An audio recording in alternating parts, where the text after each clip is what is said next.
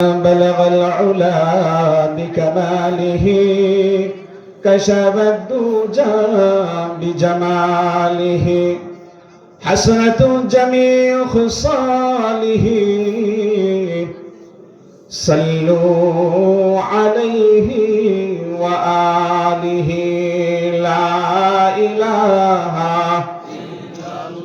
সবাই বলেন লা ইলাহা ইল্লাল্লাহ লা ইলাহা ইল্লাল্লাহ লা ইলাহা ইল্লাল্লাহ লা ইলাহা ইল্লাল্লাহ সুবহানাল্লাহ আলহামদুলিল্লাহ লা ইলাহা ইল্লাল্লাহ সুবহানাল্লাহ আলহামদুলিল্লাহ লা ইলাহা ইল্লাল্লাহ হাসবি রাব্বি জাল্লাল্লাহ মা ফি কলবি গায়রুল্লাহ নূর মুহাম্মদ সাল্লাল্লাহু লা ইলাহা ইল্লাল্লাহ সবাই আল্লাহ রাব্বুল আলামিন বলেন আমি বান্দার জন্য এমন একটা সুযোগ করে রেখেছি যেই বন্দেগী যেই ইবাদত করলে বান্দা দুনিয়াতে লাভবান কামিয়াবি সফল হয়ে যাবে এবং পরকালেও বান্দা সফল হয়ে যাবে দুনিয়া আখিরাতে উভয় জাহানে আমি বান্দাকে সম্মানিত করে দেব সুবহানাল্লাহ বলেন সবাই এখানে আমরা যারা উপস্থিত আছি আমরা সকলেই আখিরাতে সম্মানিত হতে চাই তো ইনশাআল্লাহ কারা কারা সম্মানিত হতে চাই তো আপনারা দেখাই সবাই জান্নাতি হতে চাই তো ইনশাআল্লাহ আল্লাহ রাব্বুল আলামিন তৌফিক দান করুন সকলে বলেন আমিন প্রিয় উপস্থিতি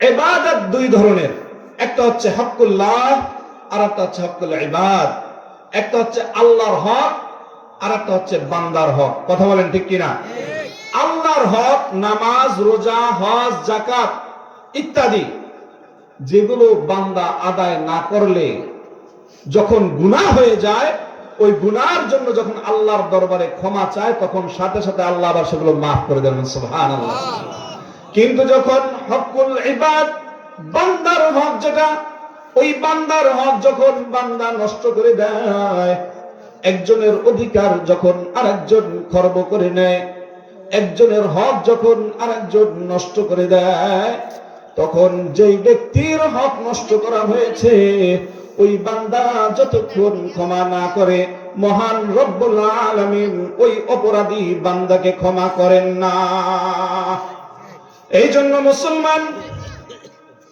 আল্লাহর ইবাদত আল্লাহর বন্দেগী কবুল হওয়ার জন্য পূর্ব শর্ত হইল বান্দার সাথে মুআমালাত মুআশারাত বান্দার যেই সমস্ত হুকুক রয়েছে বান্দার যেই সমস্ত হকগুলো রয়েছে ওই হকগুলো পরিপূর্ণভাবে আগে আদায় করা সুবহানাল্লাহ বলেন সবাই যদি বান্দার হক একজনের ঠিক রাখা তার যদি এই স্কেল ঠিক থাকে মাপকাঠি ঠিক থাকে তখন সে যখন যেই ইবাদতই করবে সেই ইবাদত কবুল করে নেবেন কে সবাই বলেন আল্লাহ কবুল করে নেবেন মুসলিম একরাম হকুল ইবাদ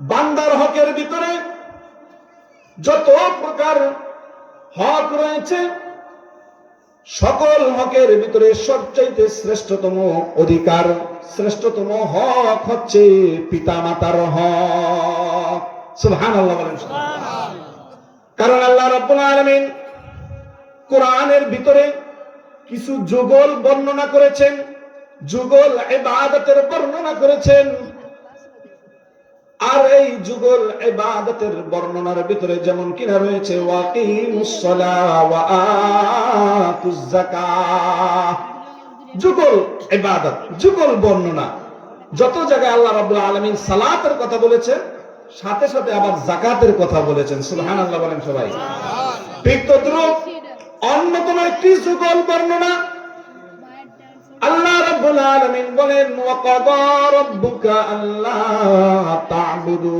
ইল্লা ইয়্যাহু ওয়া বিল ওয়ালিদাইনি ইহসানা।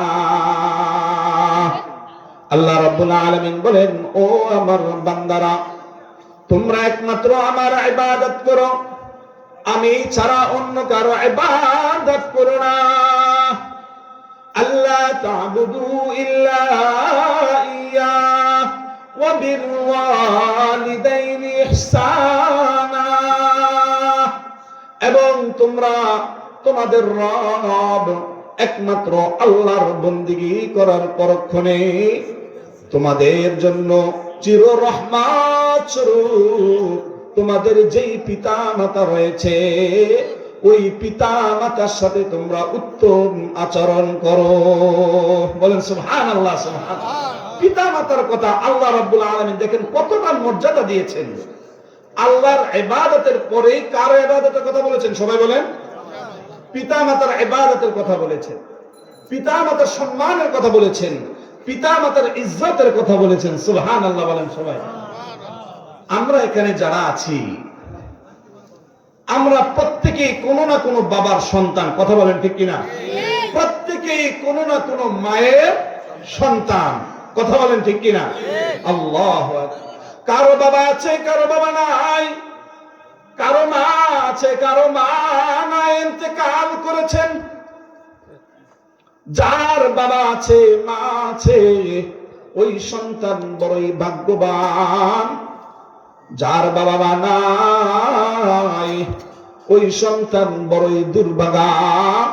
কারণ যেই বাবা মা রয়েছে ওই সন্তানের জন্য বাবা মার দোয়া সরাসরি আল্লাহ রাব্বুল আলামিনের আরশে আজিমে যায়, পৌঁছে যায়। সুবহানাল্লাহ।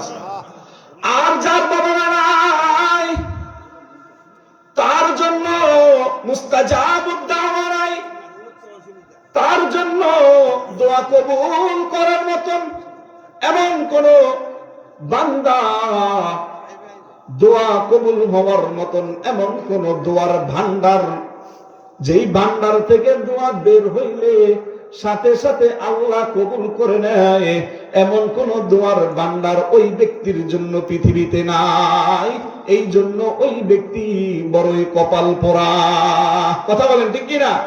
এই জন্য যার পিতা মাতা আছে সে বড় ভাগ্যবান, সে বড় ভাগ্যবান। আর যার পিতা মাতা নাই সে বড় দুর্ভাগা, বড়ই দুর্ভাগা, হতভাগা। যত বিপদ হোক মার কাছে যায় যদি বলে যে মা আমি তো বিপদে পড়েছি, আমার জন্য একটু দোয়া করেন, মা যখন অন্তর থেকে দুখানা হাত উঠায় দেয়, সরাসরি কোনো পর্দা থাকে না, কোনো হায়াল থাকে না, কোনো প্রতিবিম্ব থাকে না, সরাসরি আরশে আজিমে যায় সেই দোয়া পৌঁছে যায়। বলেন সুবহানাল্লাহ। এটাকে বলে মুস্তাজাবুদ দাওয়া। পৃথিবীতে তিনজন ব্যক্তির দোয়া সরাসরি আল্লাহর দরবারে কবুল হয়। একজন হচ্ছে পিতা মাতার দোয়া, আর একজন হচ্ছে মুসাফিরের দোয়া, আর একজন হচ্ছে কোন মাজলুমের দোয়া।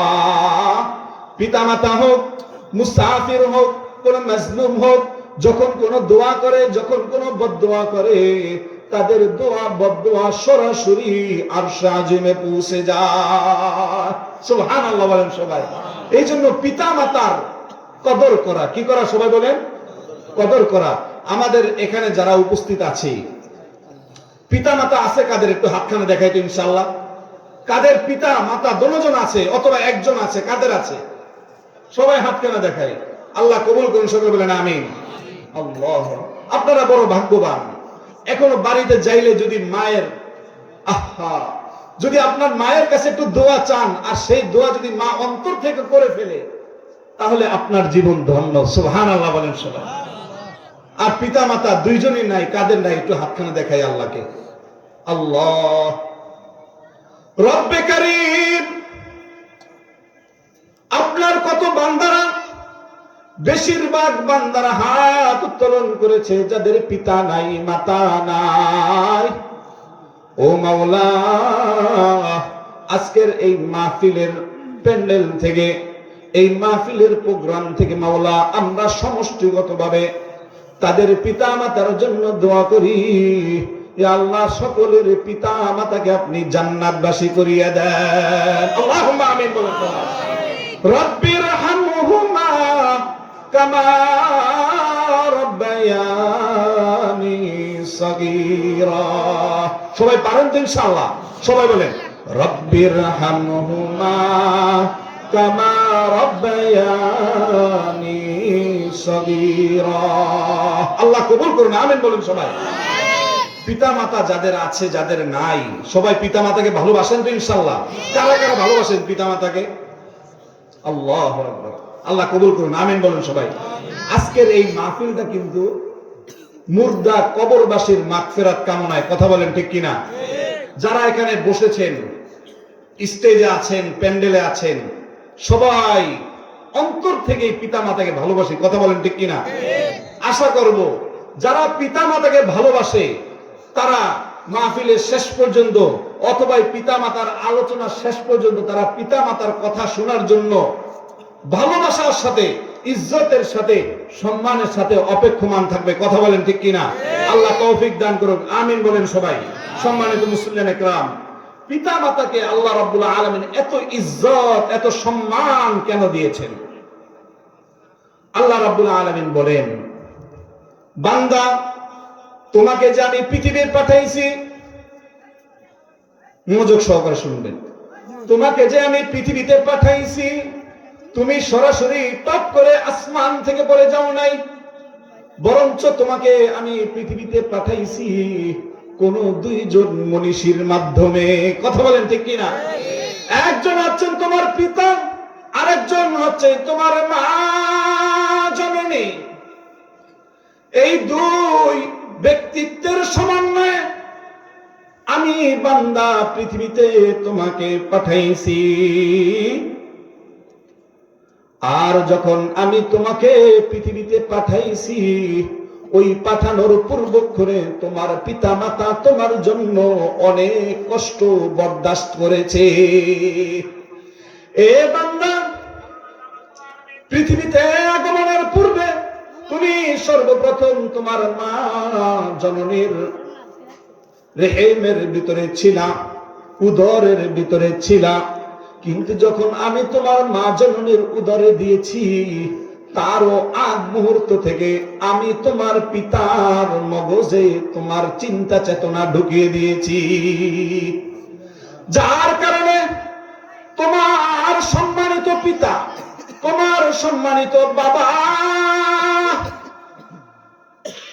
ওই সন্তানের এখনো পিতা হয় নাই, বাবা হয় নাই, সন্তানের বাবা এখনো হয় নাই, অথবা সন্তান এখনো স্ত্রীর গর্ভেই আসে নাই, তার পূর্বে থেকেই বাবা সন্তানকে নিয়ে পরিকল্পনা করে, আমার সন্তান যখন আল্লাহ দিবে, আমার সন্তানকে আমি কিভাবে লালন পালন করব, আমার সন্তানকে কিভাবে কামাই রোজগার করে বক্ষণ করাবো, হালাল কিভাবে খাওয়াবো, আমার সন্তানটাকে কিভাবে লেখাপড়া করে উচ্চ আসনে আসীন করব, আমার সন্তানটা যখন পৃথিবীতে আসবে তখন আমার সন্তানকে কিভাবে সমাজে প্রতিষ্ঠিত করব। আল্লাহু আকবার বলেন সবাই। প্রত্যেকটা বিষয় একের পরে এক। ও বান্দা, তোমার মায়ের গর্ভে আসার পূর্বেই তোমার পিতার ব্রেনের ভিতরে আমি এই চিন্তা চেতনা, এই পরিকল্পনা আমি ঢুকিয়ে দিয়েছি। সুবহানাল্লাহ বলেন। যার কারণে সন্তান যখন ভূমিষ্ঠ হয়, ভূমিষ্ঠ হওয়ার আগে থেকেই পিতা আল্লাহু আকবার স্ত্রীর সাথে শুয়ে পরিকল্পনা করে, ওগো আমার সন্তান যখন আসবে, আমাদের সন্তানদেরকে আমরা কিভাবে লালন পালন করব, কথা বলেন ঠিক কিনা? কিভাবে লালন পালন করবে এই পরিকল্পনা নেয়। ও বান্দা, যখন তোমাকে আমি তোমার মায়ের গর্ভে তোমাকে আমি প্রদান করি, তখন তোমার মায়ে তোমার জন্য কতটা কষ্ট করে তুমি জানো না। এই জন্য আমি তোমাকে সেই মহা খবর দিয়ে দিতেছি। আল্লাহ রাব্বুল আলামিন বলেন, ওয়াসাইনাল ইনসানা বিওয়ালিদাইহি ইহসানা হামালাতহু উম্মুহু কুরহা ওয়া ওয়াদাআতুহু কুরহা। ও বান্দা, আমি যখন তোমার মায়ের গর্ভে তোমাকে দিয়েছি তখন থেকে তোমার মা অতি কষ্টের সাথে কষ্টের পরে কষ্ট, কষ্টের পরে কষ্ট ভোগ করে দীর্ঘ কষ্টের পরে দীর্ঘ ক্লান্তির পরে তোমার মা জননী তোমাকে দুনিয়ায় ভূমিষ্ঠ করেছে। কথা বলেন ঠিক কিনা? সুতরাং তুমি যখন তোমার মায়ের গর্ভ ছিলে, তোমার মা জননী ডাইনে কাত হয়ে শুইতে পারে নাই, বামে লাথি দিয়েছ। তোমার মা জননী বামে কাত হয়ে শুইতে পারে নাই, ডাইনে লাথি দিয়েছ। তোমার মা জননী উঠে বসে পড়েছে, মনে করেছে বসলে বোধহয় একটু আরাম লাগবে। কিন্তু যখন তুমি বসেছ, তোমার মা জননী যখন বসেছে, তখন আবার তুমি গর্ভে থেকে উপরের দিকে লাথি দিয়েছ, উপরের দিকে আঘাত করেছো, পাছে হাত দিয়ে আঘাত করেছো। আঘাতের পরে আঘাত করে তুমি তোমার মাকে জর্জরিত করেছো।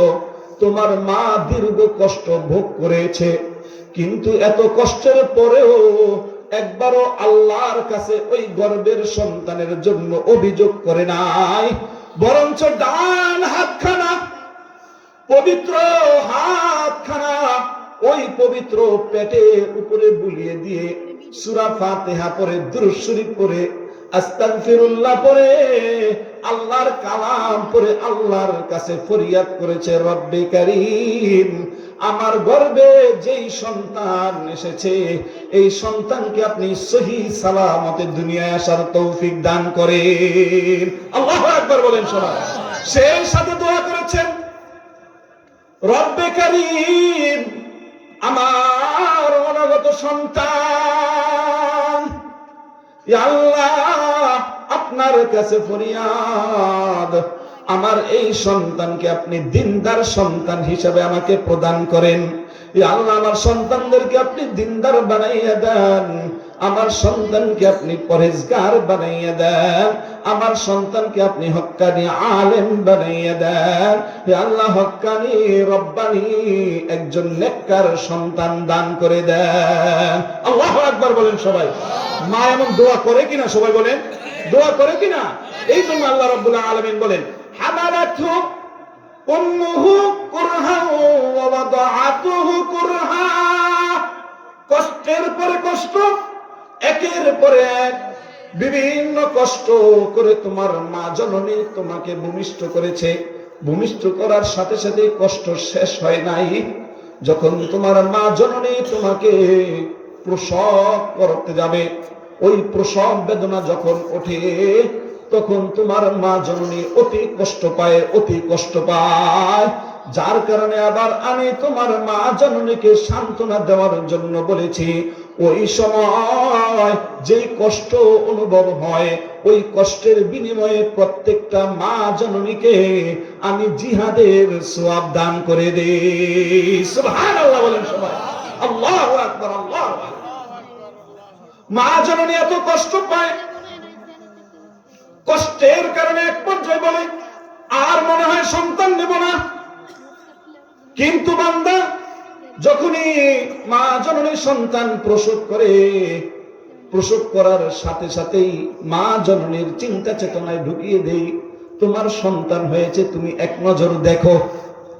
যখনই মা জননী এক নজর সন্তানকে দেখে, সাথে সাথে মা জননীর ব্রেন থেকে অতীতের যত কষ্ট আছে সকল কষ্ট মুহূর্তের ভিতরে আমি ভুলিয়ে দেই। সুবহানাল্লাহ বলেন। মুহূর্তের ভিতরে ভুলে যায়। যার কারণে দেখা যায় সন্তান ভূমিষ্ঠ হওয়ার পরে মা জননী যখন একটু সুস্থ হয়ে যায়, তখন আবার তারা পরিকল্পনা নেয় যে কিভাবে আমরা আল্লাহর পক্ষ থেকে আরেকজন নেককার বান্দা নিতে পারি। কথা বলেন ঠিক কিনা? আল্লাহু আকবার, আল্লাহু আকবার। ইশারা কার? সবাই বলেন আল্লাহর, আল্লাহর, আল্লাহ। এই জন্য আল্লাহ রাব্বুল আলামিন বলেন, যেহেতু তোমার মা জননী তোমাকে একের পর এক কষ্ট বরদাস্ত করে পৃথিবীতে তোমার আগমন ঘটিয়েছেন, তোমাকে ভূমিষ্ঠ করেছেন, এই জন্য কিয়ামত পর্যন্ত আমি তোমার পিতা মাতা উভয়ের উপরে উভয়ের উপরে এমন একটি রহমত তাদেরকে উপহার দিয়েছি, সেটা হচ্ছে সন্তান যতদিন বেঁচে থাকবে ততদিন সন্তানের উপরে ওয়াজিব, ততদিন সন্তানের উপরে ফরজ, তারা যেন তাদের পিতা মাতার খেদমত করে নেয়। সুবহানাল্লাহ বলেন সবাই। সম্মানিত মুসলিম ইকরাম, যখন কারো পিতা মাতা থাকে অথবা দুইজনের একজন থাকে, তারা হইল মুস্তাজাবুদ দাওয়া, তারা যেই দোয়া করে সেই দোয়া কবুল করে নেয়। কে? সবাই বলেন আল্লাহ কবুল করে নেয়। কোনো দেরি হয় না, দেরি হয় না। সকালে দোয়া করলে বিকাল লাগে না, বিকালে করলে সকাল লাগে না, তাহাজ্জুদের মুসাল্লায় দোয়া করলে ফজরের ওয়াক্ত লাগে না, বরং যখন দোয়া করে তৎক্ষণাৎ সাথে সাথে দোয়া কবুল হয়ে যায়। সুবহানাল্লাহ বলেন সবাই। আল্লাহর নবী সাল্লাল্লাহু আলাইহি ওয়াসাল্লাম বলেন, যাদের ঘরের ভিতরে পিতা মাতা আছে, ওই পিতা মাতার বরকত এরকম, যখন সন্তান ভালোবাসার নজরে, সম্মানের নজরে, ইজ্জতের নজরে যখন পিতা মাতার দিকে তাকায়, প্রত্যেক সন্তানের আমলনামায় আমি হজের সওয়াব দান করে দেই। সুবহানাল্লাহ বলেন। প্রত্যেক সন্তানের জন্য হজের সওয়াব দান করা হয় যদি পিতামাতা থাকে আর পিতামাতার দিকে সুনজর দিয়ে, ভালোবাসা সম্মানের নজর দিয়ে যখন তাকায়, তখন আল্লাহ রাব্বুল আলামিন হজের সওয়াব নসিব করে দেন। বলেন সুবহানাল্লাহ। সুবহানাল্লাহ, আল্লাহু আকবার। পাকিস্তান গভর্নমেন্টের চিফ জাস্টিস আল্লামা তকি উসমানী, আল্লাহু আকবার, সকলে চিনেন তো ইনশাআল্লাহ, পৃথিবী বিখ্যাত আলেমে দ্বীন আল্লামা তকি উসমানী, উনার বাবা আল্লামা শফি রহমতুল্লাহি আলাইহি, যিনি মারিফুল কোরআনের লেখক, তাফসীর লেখক, বড় মাপের একজন মুহাদ্দিস, উনার জীবদ্দশায় অন্তিম সময়ে খুবই অসুস্থ। তো ওনার দুই সন্তান তকি উসমানী এবং রফি উসমানী দুইজন নিয়ত করেছেন হজে যাবেন। কোথায় যাবেন? সবাই বলবেন হজে যাবেন। কিন্তু দেখতেছেন যে বাবা অসুস্থ, এটা চিন্তা করে যে না, হজে যদি যাই বাবার যদি কষ্ট হয়, আবার এসে যদি বাবাকে না পাই, তখন তারা দুই ভাই আলেম, আল্লাহু আকবার, সাথে সাথে তারা হজের যে ফ্লাইট ছিল, টিকিট ছিল, সেটা ক্যান্সেল করে দিলেন। আল্লাহু আকবার বলেন সবাই। পিতা মাতার খাতিরে, কারণ তারা আলেমে দ্বীন, তারা জানে, তাদের এই জ্ঞান আছে, এই হাদিস তাদের জানা আছে যে পিতা মাতার খেদমত করলে হজের সওয়াব পাওয়া যায়। সুবহানাল্লাহ বলেন। তারা আলেমে দ্বীন,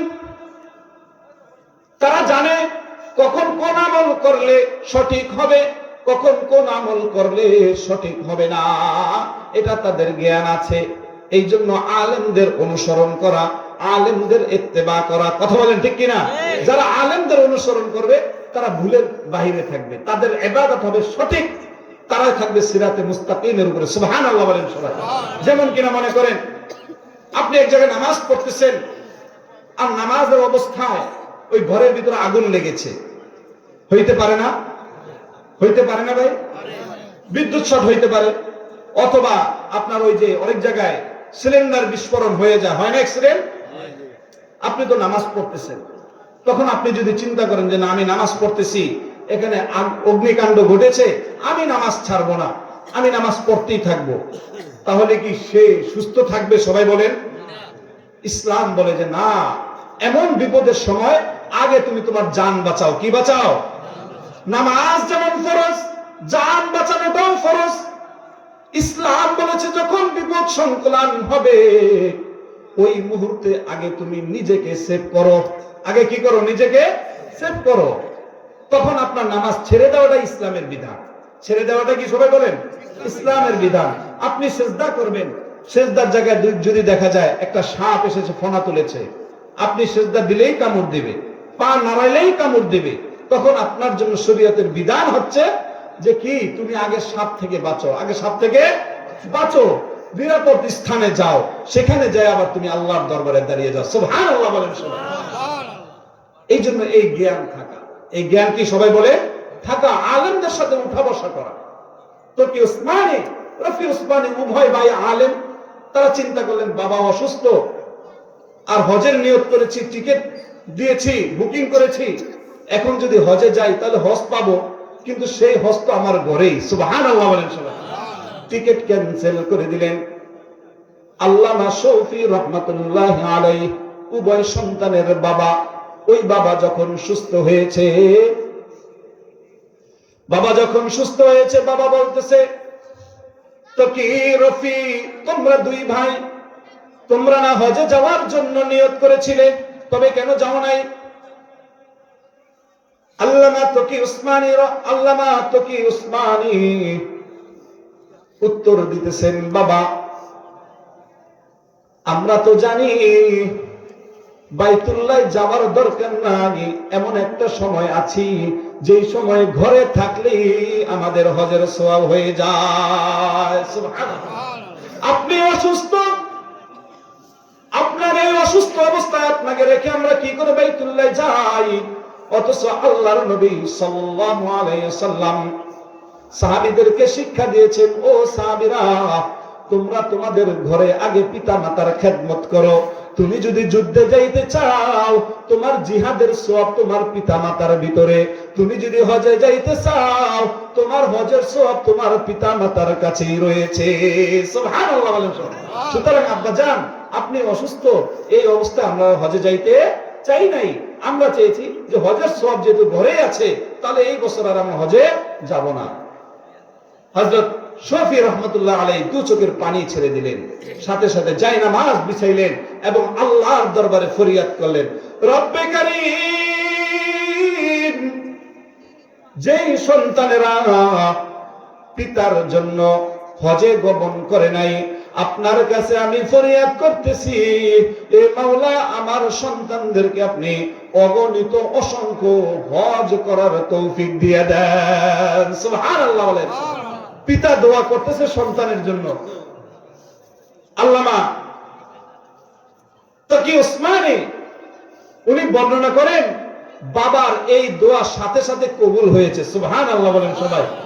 এই পর্যন্ত যে কতবার বাইতুল্লাহ জিয়ারত করেছি, কতবার যে হজে গমন করেছি, তার কোনো হিসাব আমরা নিজেরাও জানি না। সুবহানাল্লাহ। এই জন্য পিতা মাতার খেদমত করলে বাইতুল্লাহ যাওয়ার সওয়াব পাওয়া যায়। কথা বলেন ঠিক কিনা? বাইতুল্লাহ যাওয়ার সওয়াব পাওয়া যায়। বাইতুল্লাহ যদি কারো যাইতে হয়, তাহলে সে যেন পিতা মাতার খেদমত করে। সকলে বলেন আমিন।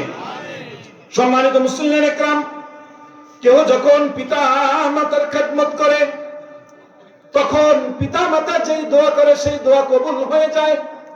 আবার যদি পিতা মাতার মনে কষ্ট দেয়, তাহলে পিতা মাতার বদদোয়াও আল্লাহর দরবারে কবুল হয়ে যায়। এই জন্য পিতা মাতার বদদোয়া থেকে সব সময় বেঁচে থাকতে হবে, সব সময় বেঁচে থাকতে হবে। হযরতে জুরাইজ রহমাতুল্লাহি আলাইহি বড় একজন আবেদ ছিলেন, আল্লাহওয়ালা ছিলেন। উনি সব সময় জিকির আজগারে মগ্ন থাকতেন। পাহাড়ের পাদদেশে একটি ছোট ঘর উঠিয়েছেন, যেই ঘরে সব সময় উনি জিকির আজগার তাসবিহ তাহলিল পাঠ করতেন, কিন্তু আলেম ছিলেন না, একজন সাধারণ আবেদ ছিলেন, আল্লাহওয়ালা বুজুর্গ ছিলেন। একদিন তার আম্মা জান ওই তার কুঠুরির ভিতরে দরজার কাছে গিয়েছে, যায় বলতেছে, জুরাইজ, আমার বড় কষ্ট হয়, তুমি আমার ঘরে চলে আসো। জুরাইজ রহমাতুল্লাহ আলাইহি তখন নামাজে মগ্ন ছিলেন। কিসের মগ্ন ছিলেন? সবাই বলে নামাজের ভিতরে। একদিকে মায়ের ডাক, আরেকদিকে আল্লাহর সম্মুখে নফল নামাজে দণ্ডায়মান। জুরাইজ নামাজরত অবস্থার ভিতর দ্বিধা দ্বন্দ্বে ভুগতেছে, মায়ের কাছে যাব নাকি নামাজের ভিতরে থেকে যাব। দ্বিধা দ্বন্দ্বের এক পর্যায়ে জুরাইজ সিদ্ধান্ত নিল যে না, আমি নামাজই পড়তে থাকবো, মায়ের ডাকে যাব না। মা জননী আবার গেলেন, দ্বিতীয়বারের মতন আবার ডাক দিলেন, এ জুরাইজ, আমার বড় কষ্ট হয়, তুমি কিছু সময়ের জন্য আমার কাছে চলে আসো। জুরাইজ দ্বিতীয়বারও সাড়া দেয় নাই। তৃতীয়বার আবার মা জননী ডাকতেছেন, ও বাবা জুরাইজ, আমার বড় কষ্ট হয়, তুমি আমার কাছে আসো, তুমি আমার কাছে আসো, এই মুহূর্তে তোমাকে আমার বড় প্রয়োজন। কিন্তু তৃতীয়বারের সময় জুরাইজ কোনো সারা শব্দ দেয় নাই। জুরাইজ নামাজ ছেড়ে দিয়ে মায়ের ডাকে সাড়া দেয় নাই, ঘরের দরজাটা খুলে নাই। মা জননী মনে বড় ব্যথা পেয়েছে, মনে বড় আঘাত পেয়েছে। তখন ওই কষ্টের সাথে আল্লাহর দরবারে বলতেছে, রব্বে কারীম, আমার সন্তান আজ আমার ডাকে সাড়া দেয় না, আমার ডাকে সাড়া দেয় না। ও জুরাইজ, তুমি আমার ডাকে সাড়া দিলা না, আমার সাথে সাক্ষাৎ করলা না। আমি আজ বলে যাই, রব্বে কারীম যেন তোমাকে, রব্বে কারীম যেন তোমাকে একজন খারাপ পাপাচারী জিনাকারী মহিলার সাথে সাক্ষাৎ করায় দেন। তুমি তোমার মা জননীর চেহারা দেখতে চাইলে না, ডাকে সাড়া দিলে না, তোমাকে যেন একজন যেই বৎকার মহিলা রয়েছে, বেশ্যা মহিলা রয়েছে, তার সাথে যেন তোমার সাক্ষাৎ হয়ে যায়। কিছুদিন পর ওই এলাকার মানুষ যারা জুরাইজকে বড় আল্লাহওয়ালা মনে করতেন, বুজুর্গ মনে করতেন, তারা হঠাৎ করে লাঠি সোটা নিয়ে জুরাইজের সেই ইবাদত খানা, যেখানে নফল ইবাদত বন্দেগী সে করত, মুরাকাবা করত, সেখানে চলে আসলো। বাহিরে অনেক হই হুল্লোড়, হট্টগোল। জুরাইজ চিন্তা করলেন যে এত চিল্লাচিল্লি কিসিটা, একটু দেখি। দরজাটা খুললেন। যখন এই জুরাইজ দরজা খুলল, সাথে সাথে যুবকদের দলের সকলে ঐক্যবদ্ধ হইয়া জুরাইজের উপরে কিল ঘুষি থাপ্পড় শুরু করলো, লাঠির আঘাত শুরু করলো। জুরাইজ বলতেছে, ও যুবকের দল, কেন তোমরা আমার সাথে এই বিহেভ করতেছো, এই আচরণ করতেছো? তোমাদের কি হইল, তোমরা আমাকে একটু বুঝিয়ে বলো। জুরাইজ রাহমাতুল্লাহ আলাইহির কথা শুনে তারা বলতেছে, তুমি কি কিছুই জানো না? তুমি তো অমুক অমুক জিনাকারী মহিলার সাথে তুমি তো জিনা করেছো, তুমি তো জিনা করেছো।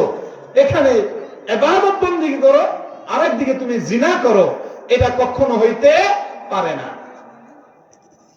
সাথে সাথে জুরাইজ বুঝতে পারলেন যে এটা আর কিছু নয়, কারণ আমি তো ওই মহিলার সাথে কোনো জিনা করি নাই, কোনো পাপাচার করি নাই। নিঃসন্দেহে এটা আমার মায়ের বদদোয়ার ফসল। কথা বলেন ঠিক কিনা? আমার মায়ের বদদোয়া লেগেছে। সাথে সাথে জুরাইজ হাত উত্তোলন করলেন, ও লোক সকল, তোমরা আমার কথা কানা শোনো, তোমরা আমার কথা শোনো। আমি মূলত এই মহিলার সাথে, এই বাজারি ব্যভিচারী মহিলার সাথে আমি কোনো জিনা করি নাই, বরঞ্চ আমি মায়ের সাথে বেয়াদবি করেছিলাম।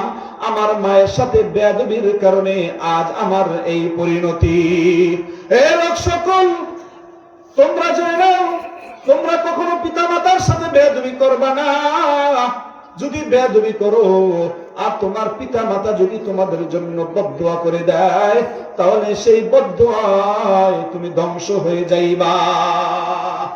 জুরাইজ রাহমাতুল্লাহ আলাইহি বলেন, তোমাদের যদি বিশ্বাস না হয়, ওই কোলের শিশু সন্তানকে তোমরা জিজ্ঞাসা করো, যেই সন্তান এখনো জবান দ্বারা কথা বলতে পারে না, যেই সন্তান এখনো দুগ্ধপোষ্য, এখনো মায়ের বুকের দুধ খায়, এই নবজাতক সন্তানকে তোমরা জিজ্ঞাসা করো।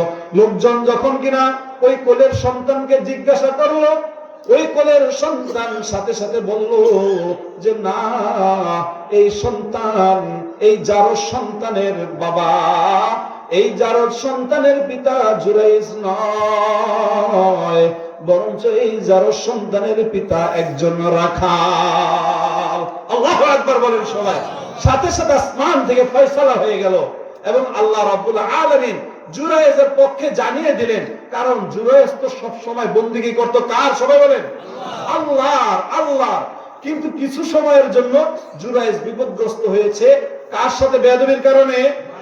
মায়ের সাথে বেয়াদবির কারণে, মায়ের বদদুয়ার কারণে সে বিপদগ্রস্ত হয়েছে।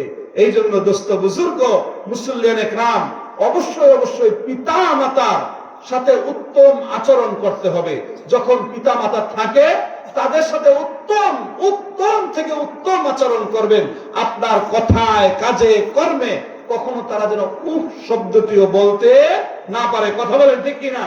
আর যাদের পিতা মাতা নাই তারা সব সময় পিতা মাতার জন্য দোয়া করবেন, রব্বির হামহুমা কামা রাব্বায়ানি সগীরা।